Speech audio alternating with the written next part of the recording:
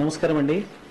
ఈరోజు మనము జుట్టు ఎందుకు రాలుతుంది, వాటి కారణాలు ఏంది, వాటి లక్షణాలు ఏంది, వాటి రోగ నిర్ధారణ ఏంది, వాటి చికిత్స ఏంది అనేది రోజు మనము మన సంజీవిని ఛానల్ ద్వారా మనం తెలుసుకుందాం. జుట్టు రాలడం అనేది సాధారణంగా చిన్న వయసు నుంచి పెద్ద వయసు, అంటే చిన్న పిల్లల నుంచి పెద్దవాళ్ళ వరకు ప్రతి ఒక్కరికి వస్తూ ఉంటుంది. ఇది కొంతమందికి లోకల్ ఇన్ఫెక్షన్ ఉంటుంది, ప్లస్ ఇంటర్నల్ ఇన్ఫెక్షన్స్ ప్రాబ్లమ్స్ నుంచి ఉంటుంది. ఈ లోకల్ ప్రాబ్లమ్స్ అంటే డాండ్రఫ్ ఒకటి కావచ్చు, తలకు నూనె సరిగా పెట్టకపోవడం కావచ్చు. ప్లస్ చాలా మంది ఏం చేస్తుంటారంటే ఎక్కువ వేడి నీళ్ళు పోస్తుంటారు. ఎక్కువ వేడి నీళ్ళు పోసే వల్ల ఏమవుతుందంటే బాడీ ఒక టెంపరేచర్ కి అనేది అనుకూలంగా ఉంటుంది. మనం ఏదైతే ఎక్కువ వాటర్ హీటింగ్ అనేది ఎక్కువ ఉన్నప్పుడు హెయిర్ అనేది డ్రై అవుతుంది. డ్రై అయినప్పుడు మనకు హెయిర్ లాస్ అనేది ఎక్కువగా వస్తుంది. ఇది ఎక్స్టర్నల్ ఫ్యాక్టర్స్. అదే ఇంటర్నల్ ఫ్యాక్టర్స్ చూసుకుంటే మనం ఏదైనా కొన్ని మెడికేషన్స్ వాడుతుంటాము, యాంటీబయాటిక్స్ కానీ, స్టెరాయిడ్స్ కానీ. ప్లస్ స్ట్రెస్ అనేది చాలా మట్టికి ఈ కాలంలో అందరికీ ఉంటుంది. స్ట్రెస్ ఫ్యాక్టర్స్ నుంచి కూడా హార్మోన్ ఇంబ్యాలెన్స్ అనేది వస్తుంటుంది.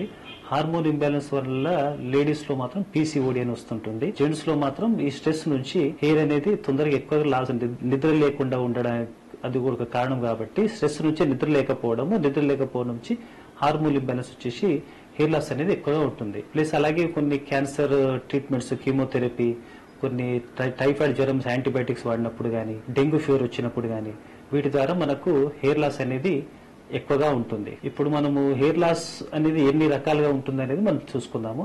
హెయిర్ లాస్ అనేది కొన్ని ప్యాచీ, అంటే కొంత సర్కిల్ గా ఉంటుంది. కొంతమందికి అక్కడ ఏమి కనిపించదు అనమాట, టోటల్ స్మూత్ గా ఉంటుంది. ప్యాచీ అనేది అంటే స్కారీ అంటారు దాన్ని. కొంతమందికి నార్మల్ గా అలోపేషియా అంటారు, అదే స్కారీ ఉన్నదాన్ని అలోపేషియా అంటారు. కొంతమందికి అన్స్కారీ అంటే నార్మల్ గా మొత్తం టోటల్ తల మొత్తం పోతుంటుంది అనమాట. అలోపేషియా అనేది కొంతమందికి లోకల్ గా ఫంగల్ ఇన్ఫెక్షన్స్ అని మన నిర్ధారణ చేయొచ్చు. కొంతమందికి ఆటోఇమ్యూన్ డిజార్డర్స్ నుంచి రావచ్చు. ఈ విధంగా మనకు లోకల్ గా ఆటోఇమ్యూన్ డిజార్డర్స్ వల్ల కావచ్చు, ప్లస్ ఫంగల్ ఇన్ఫెక్షన్స్ నుంచి కావచ్చు. ఇంటర్నల్ గా ఏదైనా హార్మోన్ ఇంబ్యాలెన్స్, కొన్ని ఏదైనా మెడికేషన్స్, ఫుడ్ హ్యాబిట్స్, వీటి నుంచి కూడా మనకు హెయిర్ లాస్ అనేది చాలా ఉంటుంది. దీంట్లో రెండు రకాలు, స్కారీ అండ్ స్కారీ అనేది రెండు రకాలుగా ఉంటుంది. ఇప్పుడు మనము దాని లక్షణాలు చూసుకుంటే చాలా మందికి హెయిర్ లాస్ అనేది, ఇప్పుడు మనం అలోపేషియా గురించి అంటే జుట్టు రాలడం గురించి మాట్లాడుతున్నాం కదా.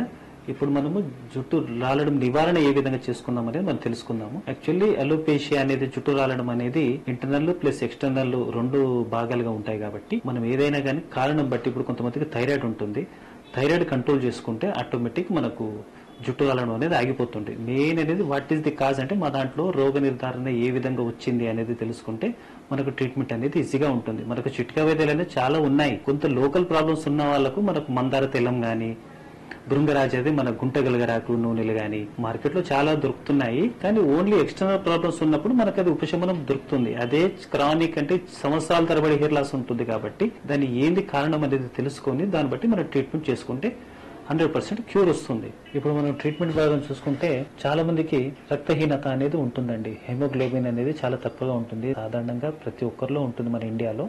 కాబట్టి what is the cause of అదే రక్తహీనత దేనికి వస్తుంది అనేది చూసుకుంటే చాలా మందికి విటమిన్ B12 అనేది, శాకాహారుల్లో విటమిన్ B12 అనేది తక్కువగా చాలా మందికి ఉంటుంది.